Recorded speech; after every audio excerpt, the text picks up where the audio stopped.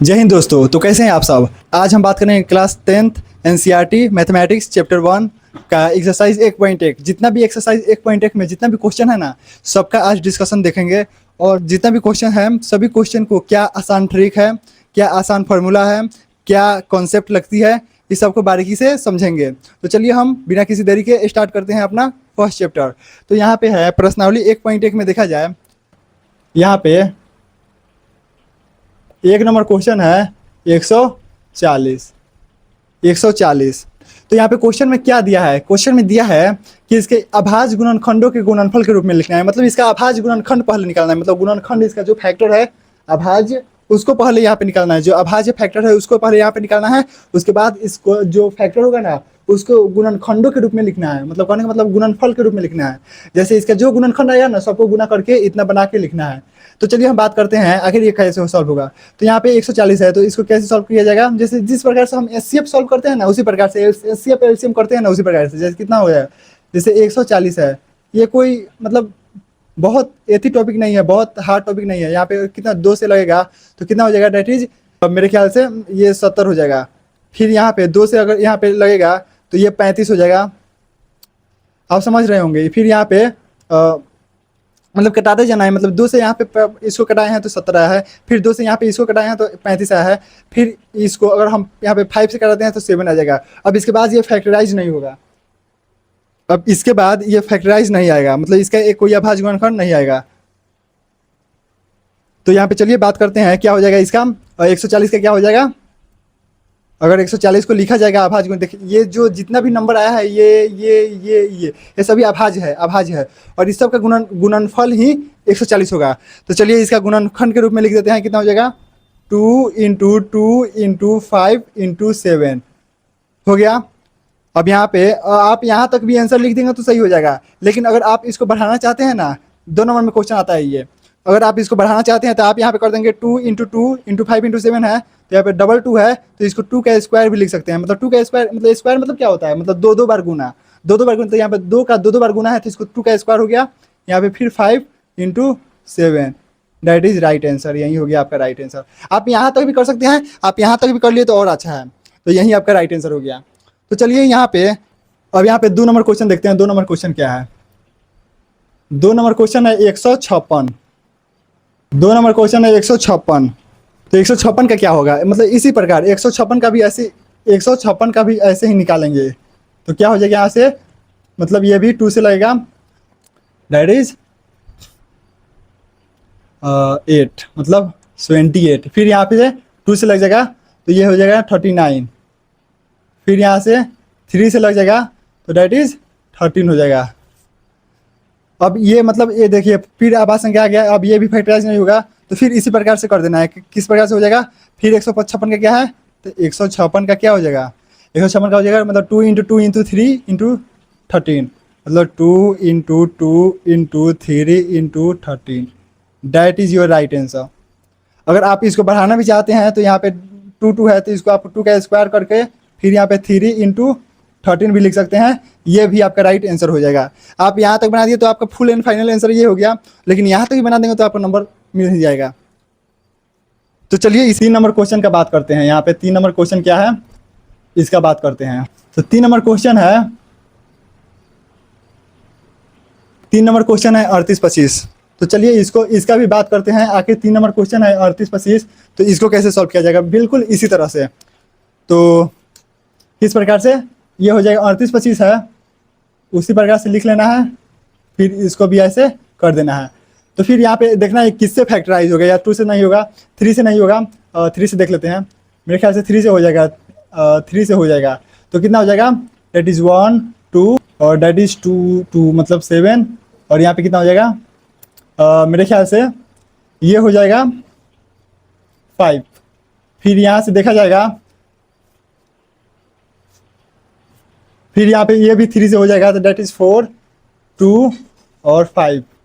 फिर यहाँ पे जगह ये 3 से नहीं होगा, तो ये 3 से नहीं होगा, तो इसका मतलब ये 5 से हो जाएगा। 5 है यूनिट डिजिट, तो कितना हो जाएगा, ये 8 5।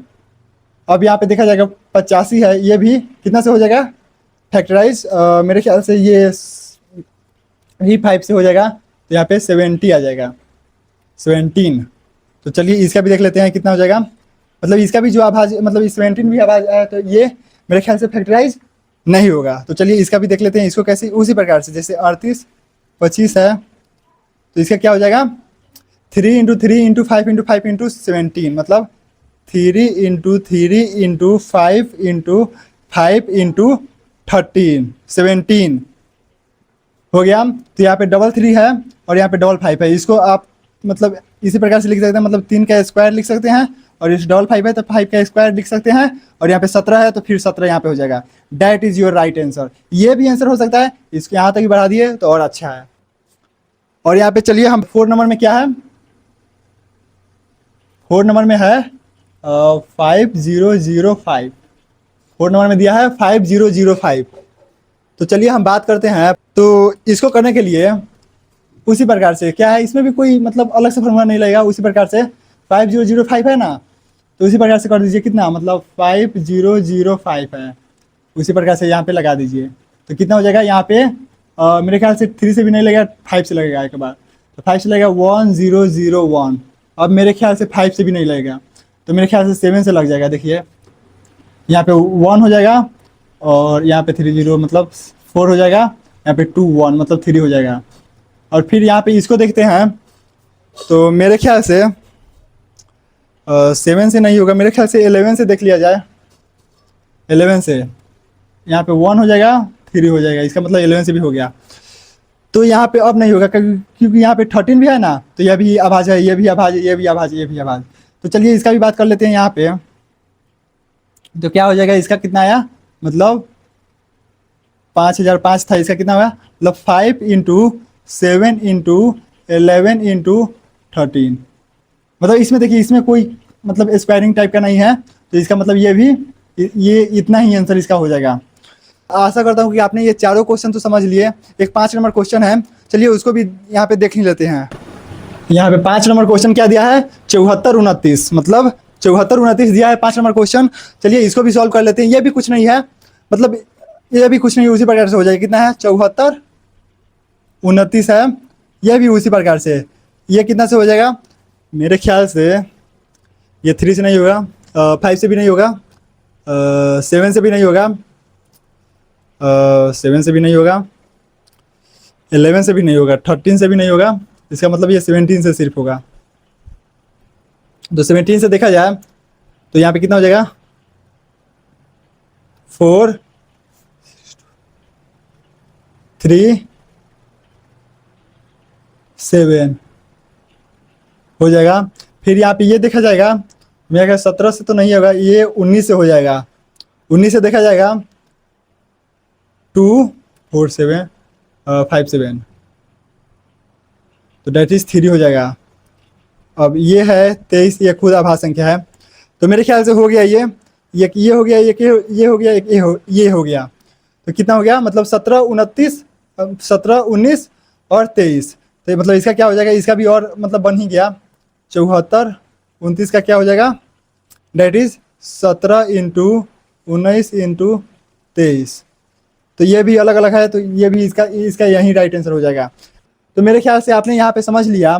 क्वेश्चन नंबर 1 में 5 यहाँ पे क्वेश्चन दिए गए थे, जिसका आभाज्य गुणनखंड करके उसको गुणनफल के रूप में लिखना था। तो मेरे ख्याल से आपने इतना तो समझ लिया। तो यहाँ पे एक्सरसाइज 1.1 का 1 नंबर क्वेश्चन काफ़ी अच्छे से और मज़े में समझ लिया। तो मेरे ख्याल से अब सेकेंड नंबर क्वेश्चन की तरफ बढ़ना मतलब सही रहेगा। तो चलिए हम सेकेंड नंबर क्वेश्चन की ओर बढ़ते हैं।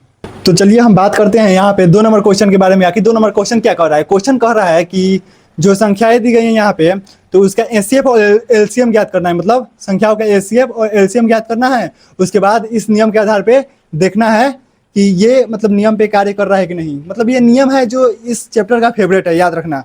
ये नियम है ना, बहुत इंपॉर्टेंट है, आगे भी पढ़ना रहेगा। क्योंकि देखिए जिस संख्या का तुम अगर एचसीएफ और एलसीएम निकाल रहे हो ना, तो दोनों संख्या का मल्टीप्लाई और उसका एचसीएफ और एलसीएम का आपस में मल्टीप्लाई दोनों हमेशा बराबर आएगा। अगर बराबर नहीं आ रहा है, इसका मतलब तुमने जो बनाया है एचसीएफ और एलसीएम, वहाँ पे तो गलती किया है, या तुम गुना कर रहे हो उसमें भी गलती कर सकते हो, मतलब किया होगा। तो चलिए बात करते हैं यहाँ पे आखिर 2 नंबर क्वेश्चन को कैसे किया जाए। तो यहाँ पे 2 नंबर का 1 नंबर क्वेश्चन दिया है 26 और 91, 26 और 91, 26 और 91 दिया है। तो चलिए हम बात करते हैं आखिर इसको कैसे बनाया जाए। तो सबसे पहले कर रहा है कि इसका एचसीएफ और एलसीएम ज्ञात करने के लिए, तो चलिए हम ज्ञात करते हैं पहले इसका एचसीएफ और एलसीएम ज्ञात करते हैं। तो एचसीएफ क्या हो जाएगा, 26 का पहले अभाज्य गुणनखंड करेंगे यहाँ पे, उसी प्रकार फर्स्ट नंबर क्वेश्चन किया है ना, उसी प्रकार यहाँ पे कितना है, यहाँ पे 2 से हो जाएगा, दैट इज 13। और यहाँ पे 91 का करेंगे तो कितना हो जाएगा, यहाँ पे 7 से लगेगा मेरे ख्याल से, तो 13 हो जाएगा। ये हो गया। अभी क्या करना है, इसका गुणनखंड लिख देना है, मतलब 26 का क्या हुआ, दिस इज 2 × 13, और फिर इसका क्या हो गया, 91 का कितना हो गया, 7 × 13।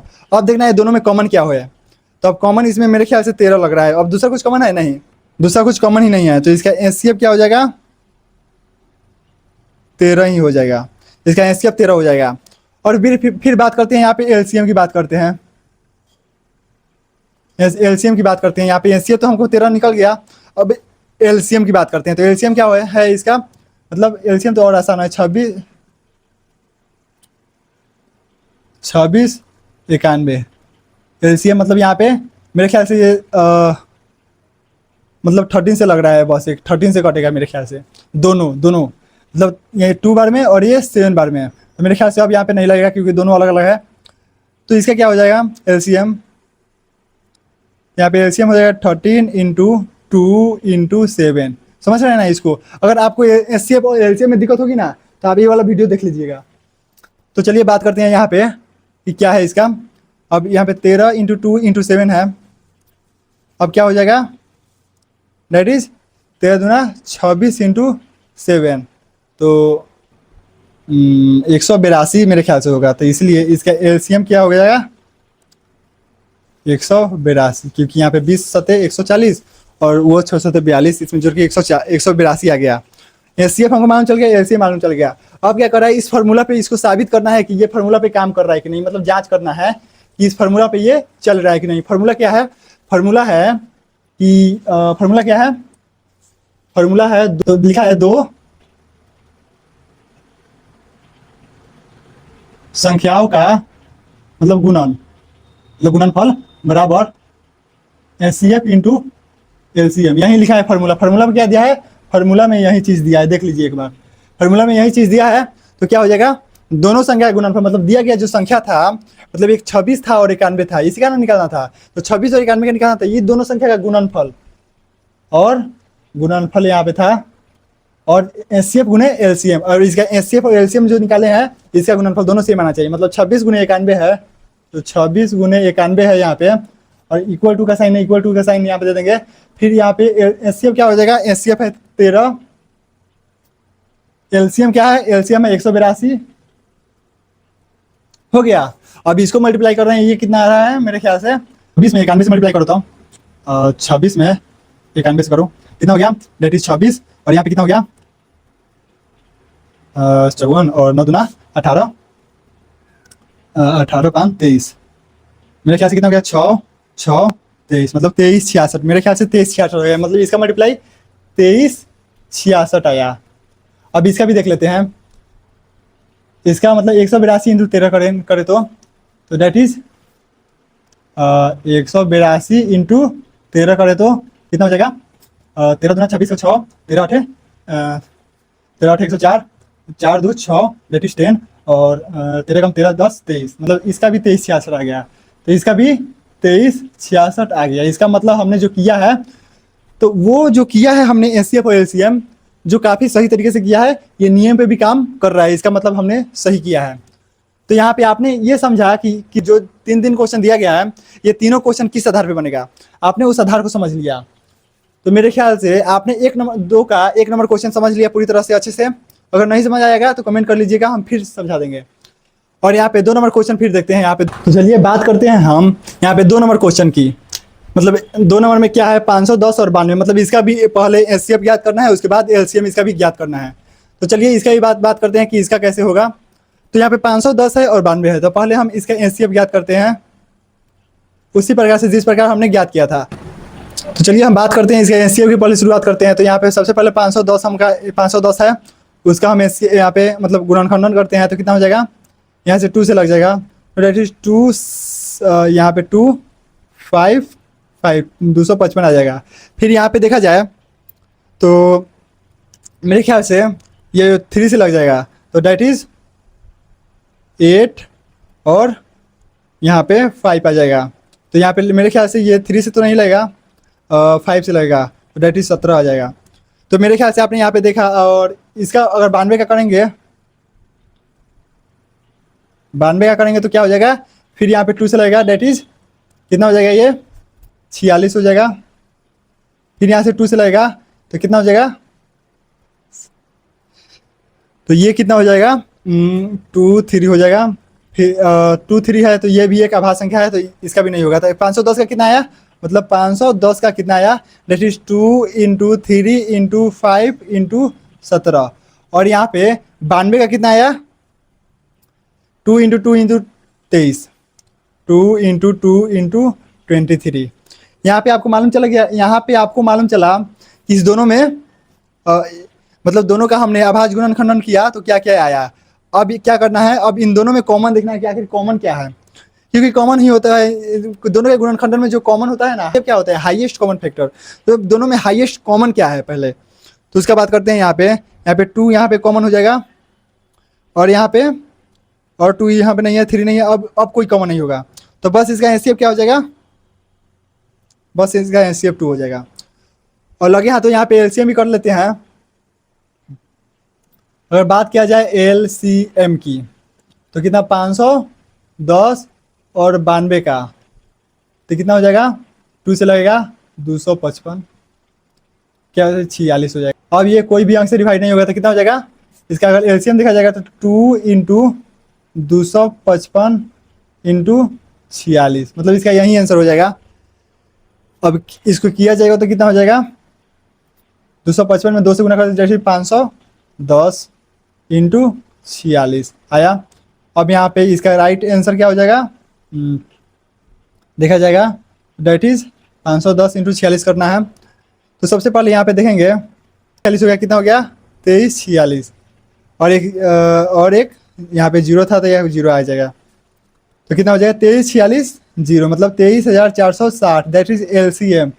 अब हमने यहाँ पे एलसीएम भी फाइंड कर लिया और एलसीएम भी फाइंड कर लिया। तो अब क्या करना है, अब कुछ नहीं करना है। क्वेश्चन में क्या दिया था, क्वेश्चन में दिया था अब दोनों संख्या का मतलब इस नियम पे कार्य कर रहे हैं, काम इस नियम पे काम कर रहा है कि नहीं। तो यहाँ पे हमने नियम लिख दिया है, अब इस पर रख के चेक कर लेंगे।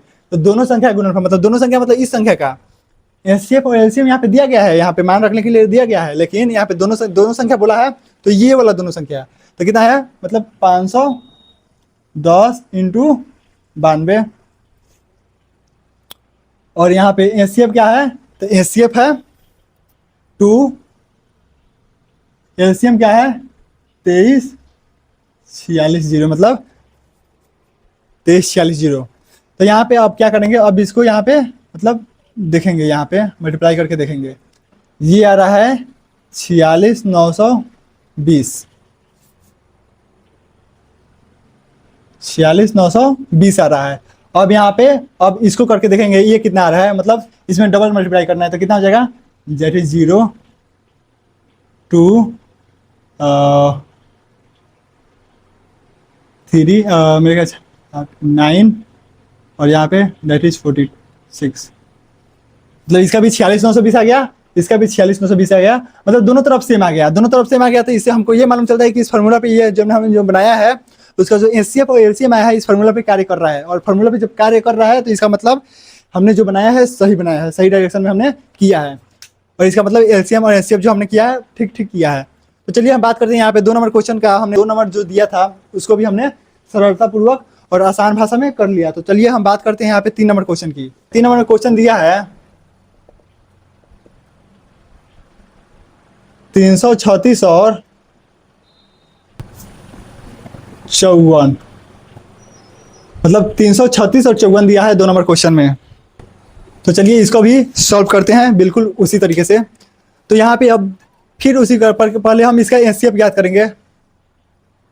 पहले एचसीएफ 336 का, तो पहले इसका गुणनखंडन करेंगे तो कितना 2 से लग जाएगा, डेट इज यहाँ पे 1, यहाँ पे 6, यहाँ पे 8, फिर यहाँ से 2 से लग जाएगा, डेट इज 8, यहाँ पे 4, फिर यहाँ पे 2 से लग जाए डेट इज़ 4 2, फिर यहाँ पे 2 से लग जाए डेट इज़ 2 1, फिर यहाँ पे 3 से लग जाए डेट इज़ 7, हो गया। क्योंकि यहाँ पे आभाज्य संख्या आ गया तो ये फैक्टराइज नहीं होगा। तो चलिए अब इसका अब फैक्टर से भी लिख देते हैं, मतलब 336 का क्या हो गया, that is 2 into 2 into 2 into 2, मतलब 442 है, यहाँ पे 42 है, और यहाँ पे 3 इंटू 7, 3 इंटू 7 हो गया। अब यहाँ पे 54 का करते हैं, 54 का क्या होगा, 54 का करते हैं, 54 का क्या होगा, 54 का करेंगे तो यहाँ पे कितना से लगेगा, 2 से, डेट इज 27, यहाँ पे 3 से लग जाएगा तो कितना हो जाएगा, ये हो जाएगा 9, फिर यहाँ पे 3 से लग जाएगा तो यहाँ 3 हो जाएगा, मतलब ये कितना आया, 2 इंटू 3 इंटू 3 इंटू 7, मतलब 3, 2 इंटू 3 इंटू 3 इंटू 3, तो यहाँ पे लिख देंगे कितना है 54 का, 2 इंटू 3 इंटू 3 इंटू 3।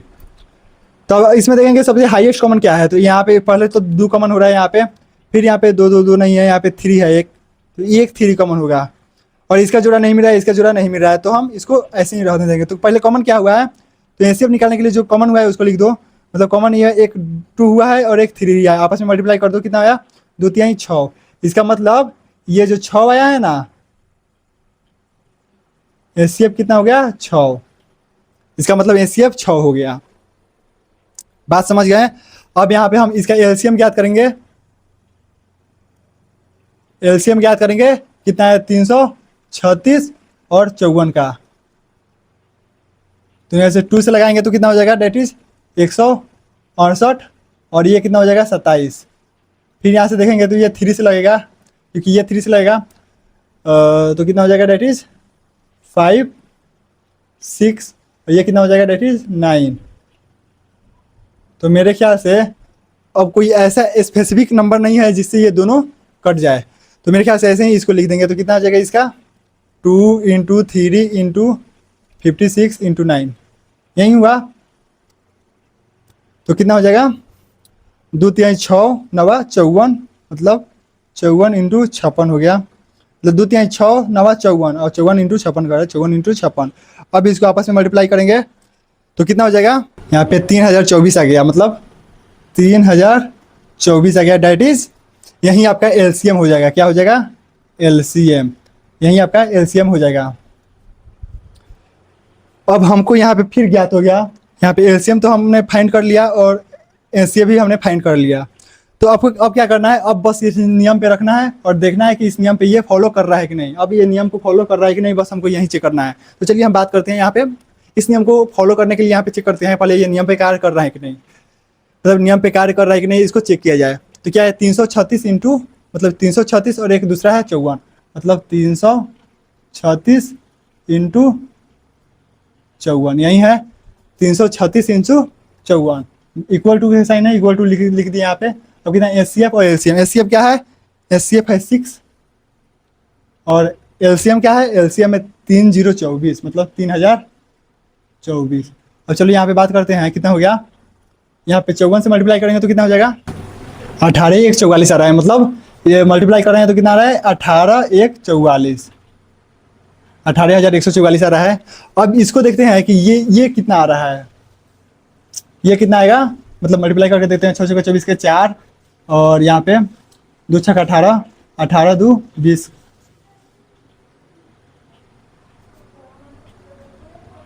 और यहाँ पे 6 दूना 12 12 2 14 के 4, और यहाँ पे 0 है तो यहाँ पे 1 हो जाएगा 0, और यहाँ से था ये कैरी 1 हो जाएगा, और यहाँ पे चौथी का 18 18, बस 18 हो जाएगा, कितना हो जाएगा, ये भी 18 144 आ गया, ये भी 18 144 आ गया। तो इसका मतलब हमने जो किया है वो काफ़ी अच्छे तरीके से कर लिया है और सही तरीके से कर लिया है, इसका मतलब हमने बनाया है तो सही बना लिया है। तो इस प्रकार से हमको ये मालूम चलता है कि हमने सही तरीके से किया है। तो चलिए अब हम बिना देरी के 1.1 एक्सरसाइज का 3 नंबर क्वेश्चन की ओर बढ़ते हैं। यहाँ पे 3 नंबर क्वेश्चन कह रहा है कि ये सभी संख्याओं का एचसीएफ और एलसीएम ज्ञात करना है। अरे यार ये तो निहायत ही आसान तरीका है यार, निहायत ही आसान दे दिया है, मतलब ये क्या बात करें हम, मतलब जो बच्चों को नहीं पढ़ाया जाता है, मतलब ट्यूशन में, छोटी छोटी ट्यूशन में यार वो सब क्वेश्चन है यहाँ पे, एचसीएफ और एलसीएम फाइंड करना है, बोलो ना। अब दिया है तो करना ही पड़ेगा। तो चलिए हम बात करते हैं। अब एक नंबर क्वेश्चन क्या है इसका, यहाँ पे एक नंबर क्वेश्चन है 12, 15, 21। 21 मतलब 12, 15 और 21 का क्या करना है, एचसीएफ और एलसीएम फाइंड करना है। यार बहुत आसान है। तो उसी प्रकार से चलो फाइंड करते हैं यहाँ पे एचसीएफ। और क्या नियम बोला है, अभाज्य गुणनखंड विधि से। अभी जो बना रहे थे या अभी जो कर रहे थे वही अभाज्य गुणनखंड विधि है। तो चलिए गुणनखंड निकाल के फिर वहाँ पे 12 का क्या करते हैं, 12 का फिर यहाँ पे 2 चलेगा, दैट इज यहाँ पे हो जाएगा 6, यहाँ से 2 चलेगा 3, फिर यहाँ पे 15 का करते हैं तो कितना हो जाएगा, यहाँ पे 3 से लगेगा, दैट इज 5। फिर यहाँ पे 21 का करते हैं, कितना हो जाएगा, मेरे ख्याल से यहाँ पे 3 से लगेगा, दैट इज 7 हो जाएगा। हो गया। अब उसी प्रकार से 12 का क्या हुआ, 12 का हुआ 2 इंटू 2 इंटू 3। 15 का क्या हुआ, 15 का हुआ 3 इंटू 5।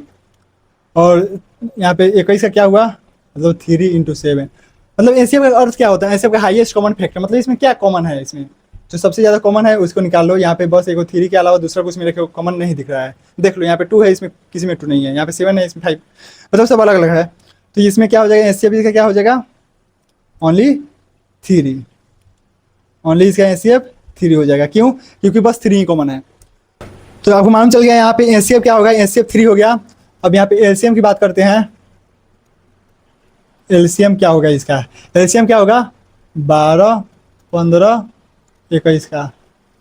तो यहाँ पे ये 12, 15, 21 मतलब मेरे ख्याल से 3 से डिवाइड हो जाएगा, दैट इज 4, और यहाँ पे हो जाएगा 5, यहाँ पे 7। अब मेरे ख्याल से ये किसी से डिवाइड नहीं होगा, नहीं होगा, इसका मतलब लिख लो यहाँ पे 3 इंटू 4 इंटू 5 इंटू 7, मतलब सबका मल्टीप्लाई जो आ गया है, निकला है सबका मल्टीप्लाई। तो कितना हो जाएगा, इसलिए एलसीएम क्या हो जाएगा, 3 चौका 12 पचे 60, 42 मतलब 420 आया। एलसीएम क्या आया 420, एचसीएफ क्या आया 3। 2 नंबर क्वेश्चन क्या है 17, 23, 29। 2 नंबर क्वेश्चन था 17, 23, 29। तो चलिए यहाँ इसका भी बात कर लेते हैं। क्या पहले एचसीएफ हम ज्ञात करेंगे, एचसीएफ याद करेंगे, क्या हो गया, सबसे पहले 17 का, 17 कितने कट जाएगा, दैट इज 17 12 में कटेगा तो 1 आएगा। 23 क्या होगा, 23 का वही है, 23 लगाएंगे 1 आएगा। और 29 का क्या है, जैसे 29 लगाएंगे 1 आएगा।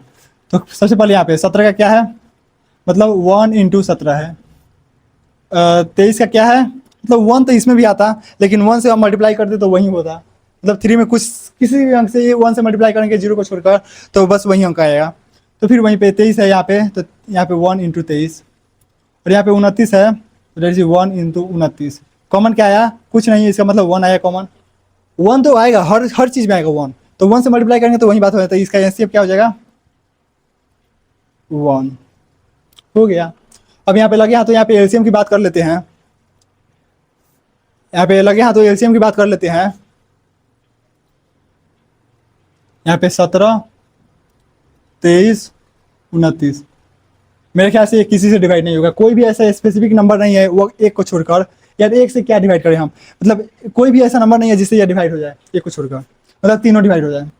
तीनों करेंगे इसमें से दो भी मतलब कोई डिवाइड नहीं है, क्योंकि ये टोटली आभास संख्या है। आभास संख्या करने मतलब प्राइम नंबर है, तो ये ऐसे आपस में मल्टीप्लाई हो जाएगा। कितना हो जाएगा, मतलब 17 इंटू 23 इंटू 29, तो कितना हो गया, मल्टीप्लाई कर लो, कितना हो गया, तो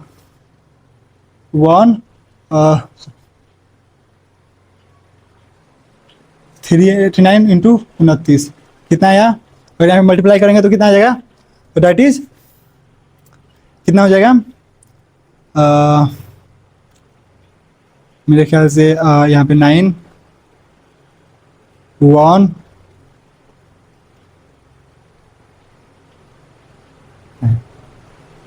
और यहाँ पे कितना हो जाएगा,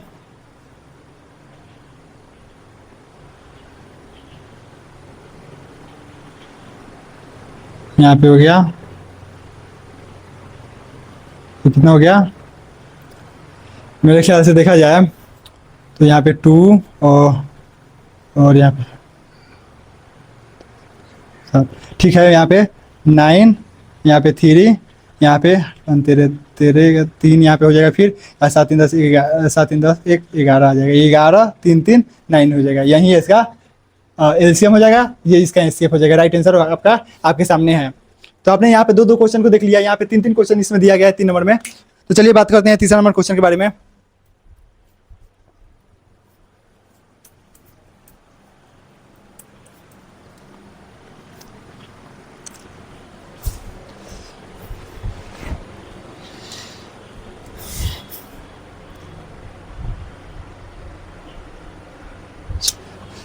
तीन नंबर क्वेश्चन है 8 9 25। 3 नंबर क्वेश्चन दिया, क्या दिया है 8 9 25। तो इसका भी वैसे ही क्या इसका करना है यार, फिर इसका एचसीएफ उसी प्रकार क्या हो जाएगा, 8 का क्या हो जाएगा 2 4, फिर 2 से यहाँ पे 2 हो जाएगा। 9 में क्या हो जाएगा यहाँ पे 3 इंटू 3 हो जाएगा।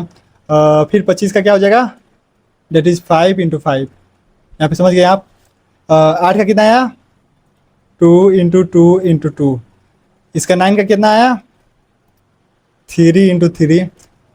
यहाँ पे 25 का कितना आया 5 इंटू 5।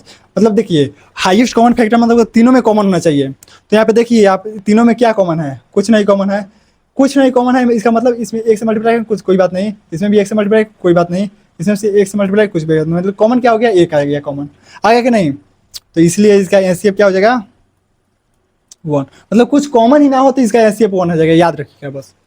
कुछ कॉमन ना हो इसका मतलब एचसीएफ 1, कुछ कॉमन ना हो 1, कुछ कॉमन ना हो 1। मतलब ये तीनों मतलब 1 से तो डिवाइड हो ही जाएगा मेरे ख्याल से। तो यहाँ पे अब इसका एलसीएम भी यहाँ पे फाइंड कर लेते हैं, एलसीएम भी फाइंड कर लेते हैं। क्या हो जाएगा यहीं 8 9 25 का। उसी प्रकार से यार कोई ऐसा स्पेसिफिक नंबर है जिससे ये तीनों डिवाइड हो जाए, कोई ऐसा नंबर नहीं होगा जिससे ये तीनों डिवाइड हो गए। तीनों नहीं, इसमें से 2 भी डिवाइड हो जाए उससे भी हम लगा लेते हैं। तो 2 भी ऐसा मतलब कोई भी ऐसा नंबर नहीं है जिससे ये दोनों डिवाइड हो जाए, क्योंकि ये मतलब अलग अलग सब नंबर है। तो क्या हो जाएगा आपस में ये तीनों मल्टीप्लाई हो जाए, कितना हो जाएगा मतलब 8 इंटू 9 इंटू 25, कितना हो 8 9 दैट इज 72 इंटू 25। अब ये कितना हो जाएगा मेरे ख्याल से अगर 25 में मल्टीप्लाई करना है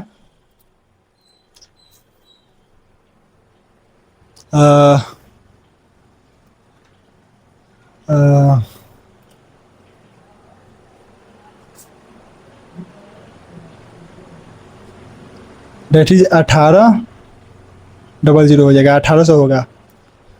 देख लिया जाए, क्योंकि मेरे ख्याल से यहाँ पे 4 से हम डिवाइड किए जाए, यहाँ पे 4 से गुना कर दिए हैं तो सही किए हैं। 2 4 72 यहाँ पे हो गया, और ये मेरे ख्याल से यहाँ पे 4 से डिवाइड करेंगे तो 18 आ जाएगा, और ये यहाँ पे 00 मतलब 1800 आ गया। यहाँ पे आपने यहाँ पे एलसीएम भी देख लिया, एचसीएफ भी देख लिया। मेरे ख्याल से आप 3 नंबर क्वेश्चन कंप्लीट हो गया। आपने यहाँ पे एचसीएफ और एलसीएम निकालने के जो तरीके थे आपने यहाँ पे सीख लिया।